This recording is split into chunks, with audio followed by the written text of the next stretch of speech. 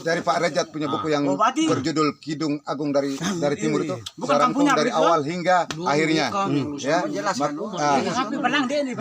Maka saya merangkumkan semua itu menjadi sebuah cerita yang berjudul Menghilang Sejarah, Mengukir Kenangan. Berpuluh tahun telah berlalu, kepergian Garuda tidak berlabel, tidak bergaris, tidak bertabel, berbagai faedah tidak bermakna, selalu berulang dan terus berdobel. Aku ini manusia kecil, lahir di hutan, besar di kampung, pendidikan di desa, bekerja di kota. Sepanjang hidupku siap berkorban demi sesama, tidak ku kenal beban. Perjalanan hidupku penuh cobaan, yang baik dan buruk tidak kusangka, yang susah dan senang itu barang biasa, yang lahir dan batin cukup terasa, sehingga aku menjadi manusia dewasa. Dewasa hidupku berada di kota, pekerjaan yang aneh tetapi nyata. Kota kenangan ibu kota Jakarta, kota idaman Lampung Permai, kota kebanggaan Bogor yang nyaman, Tirosa Kupang kota kesayangan, Kalabahi Alor kota kemenangan, Laran Tukarenya kota ketenangan, daerah Lembata kota kedamaian. Bertahun-tahun ku rela menderita, selalu dipaksa meskipun tersiksa, seperti penjara yang tidak diperiksa.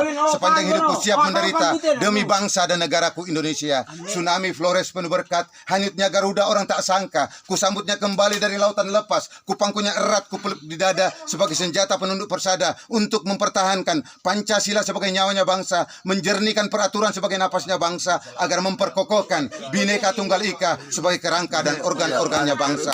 Budaya boleh berbeda-beda sesuai suku-suku dan bangsa-bangsanya, agama akan bertingkat-tingkat sesuai masa kehadirannya, namun Pancasila tetap bulat utuh mencakupi seluruh Indonesia ibarat garis khatulistiwa. Marilah kita jadikan Pancasila itu sebagai bumi kita berpijak, dan agama itu sebagai rumah tempat kita tinggal, dan budayanya itu sebagai arsitek atau lambang-lambang daripada rumah-rumah yang kelak akan kita huni. Kini sudah saatnya aku harus berbicara. Apapun bentuknya aku mau diperiksa. Siapapun orangnya aku harus bertanya. Kepada yang berwajib ataupun yang berkuasa.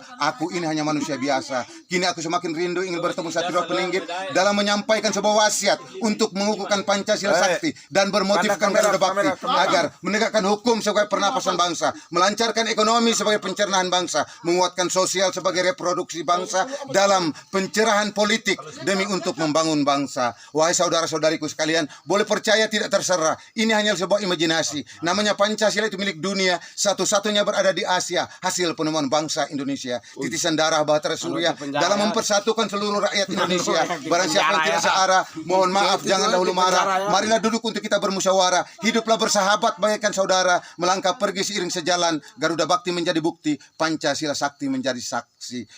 Akhir kata, paya Rian Raya, nimon roho natan kare kalau ngawang pare, obi sorong harak nateng, naku bale wati daten.